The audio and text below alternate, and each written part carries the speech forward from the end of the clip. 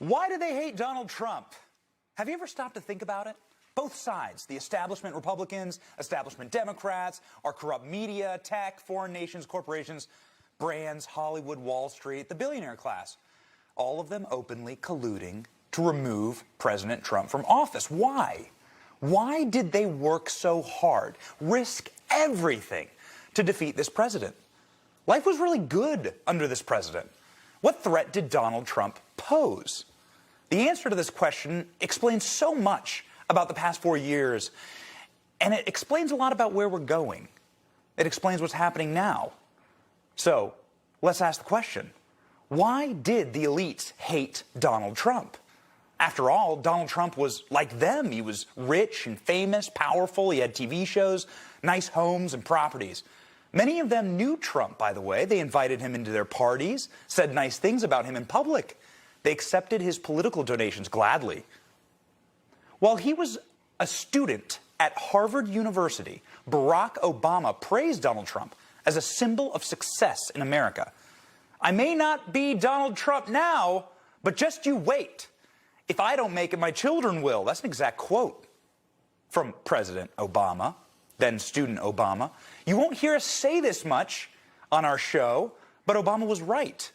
Trump is the personification of working for success, and that success is the American dream. That's why Trump was never one of them, the elite. He worked for his fortune. Trump built things, changed things. And when Donald Trump announced that he was running for president, this made an already paranoid establishment sneer. Trump went about campaigning the way he had built his business, by swinging a sledgehammer. It wasn't pretty, but it got the job done. Trump ridiculed the political elites, made fun of them, humiliated them. Things you were not allowed to do. Who can forget these moments? You've called women you don't like fat pigs, dogs, slobs, and disgusting animals. Your Twitter account... Only Rosie O'Donnell. I think the big problem this country has is being politically correct. I've been challenged by so many people, and I don't frankly have time for total political correctness. This is a tough business to run for president. president. I know you're a tough guy, Jeb. And we need to have a leader that is real principled. tough. You're never going to be president of the United States by insulting your way to the presidency. Let's see. I'm at 42 and you're at 3, so Doesn't matter. far I'm doing better. Doesn't matter. So far I'm doing better. So if you don't get an actual check from the Mexican government for $8 or $10 or $12 billion, whatever it will cost, how are you going to make them pay for the wall? I will, and the wall just got 10 feet taller, believe me. It's got 10 feet taller. Classic. Classic. You remember those moments. And the permanent political class in our country do too. They're so weak. They're so feeble. They're so Fabergé. So translucent-skinned and frightened of being made fun of. That's exactly what Trump did. And they crumbled when he did it. They folded and ran. Trump got the nomination, and then he continued his warpath against the queen of corruption herself, the absolute embodiment of the permanent political establishment, Hillary Clinton. Can you forget these moments? Well, at least I have a plan to fight ISIS. No, you're telling the enemy everything you want to do. No, we're not. See, you're telling the enemy everything you want to do. No wonder you've been fighting. No wonder you've been fighting ISIS your entire adult life. It's just awfully good that someone with the temperament of Donald Trump is not in charge of the law in our country. Because you'd be in jail. Secretary Clinton... That's part of my commitment to raise taxes on the wealthy. My Social Security payroll contribution will go up, as will Donald's, assuming he can't figure out how to get out of it. But what we want to do is to replenish the Social Security Trust Fund by making... We have a situation in this country that has to be taken care of. I will release my tax returns against my lawyer's wishes when she releases her 33,000 emails that have been deleted. As soon as she releases them, I will release my tax returns, and that's against my lawyers. Love him or hate him, Trump called the political establishment out. He called their corruption out to their faces, literally their faces. He gave America a different fighting flavor of politics, and America loved it. The elites did not, obviously. So they did everything they could to sabotage the campaign of a man who was humiliating them, including openly lying to the American public. That's their specialty, by the way, openly lying. There's not going to be a President Donald Trump. Trump will not be president. Trump will never be elected president of the United States. You're not going to be president. A man who will never be president of the United States. Donald Trump is not going to be president of the United States. Take it to the bank. He will never be president. Donald Trump is not going to become president of the United States. As always, your elites were wrong. They lied to you. The polls lied to you, and the experts know nothing. It's why so many of Hillary Clinton's election night victory party looked like their hearts had just been ripped out of their chests and their world destroyed, because they had been lied to. This is what it looks like when you believe the lies of the political class. Take a look. So different than it was a few hours ago when people were happy and relaxed.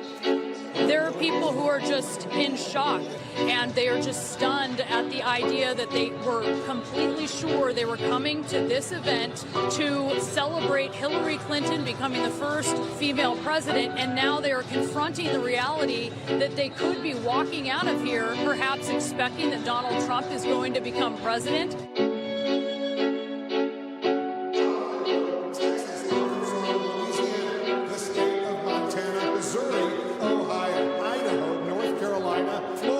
Georgia, Iowa, Utah, Wisconsin. Hillary Clinton has called Donald Trump to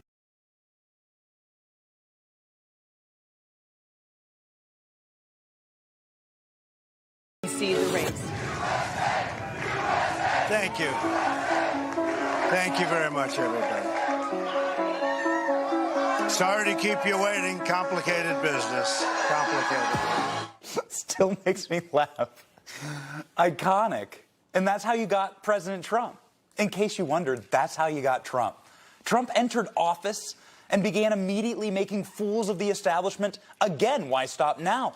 This time he had the authority of the executive branch behind him.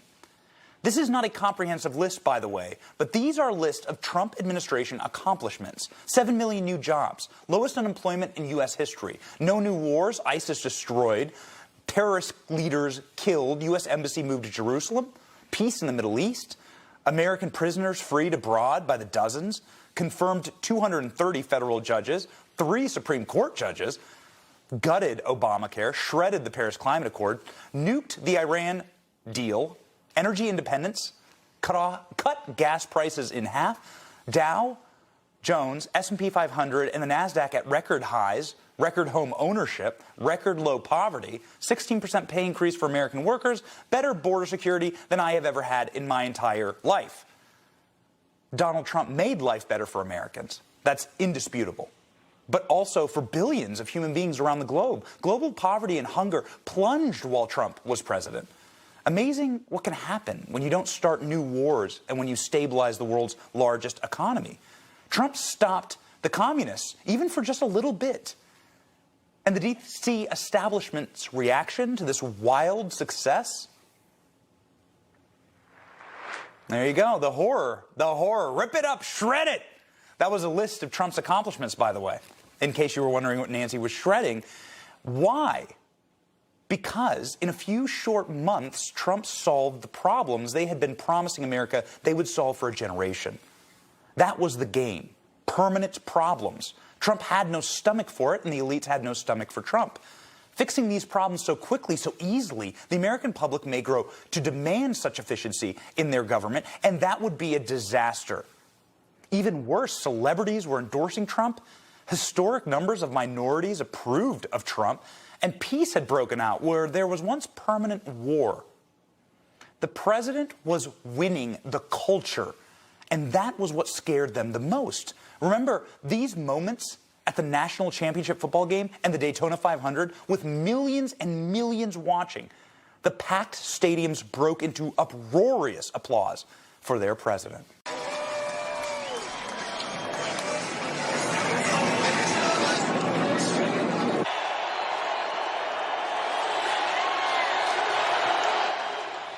Listen to this. Listen to the crowd. Listen to the roars. This was a tectonic shift in culture. The house of cards was falling. Trump, against all odds, was the first real threat to the global established order in a century, and people loved him for it. Trump is loved. Trump is loved by real people, real voters, packed into his events, waited days to see him. Days. Why? What inspired this adoration?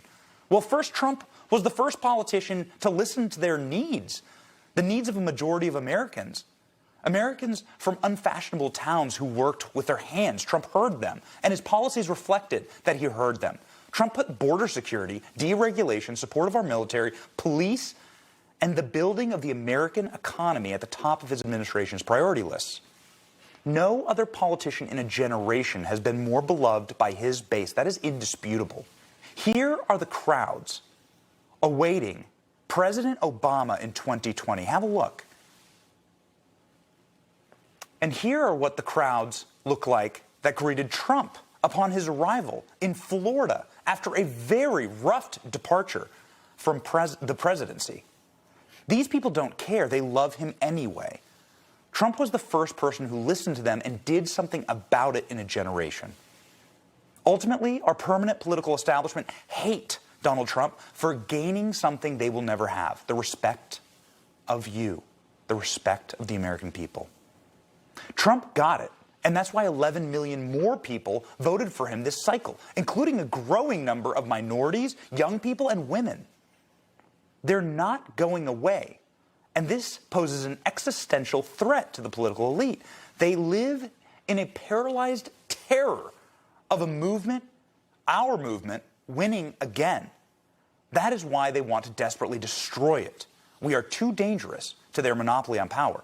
So the elites took a lesson from every evil dictator in history. Differing opinions must not be tolerated.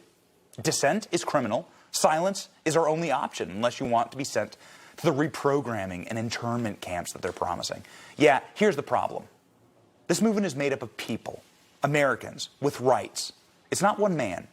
It's 75 million patriots strong, the largest movement, arguably, in American history. This is why it's so important to keep America First going, to keep our movement going, and we will.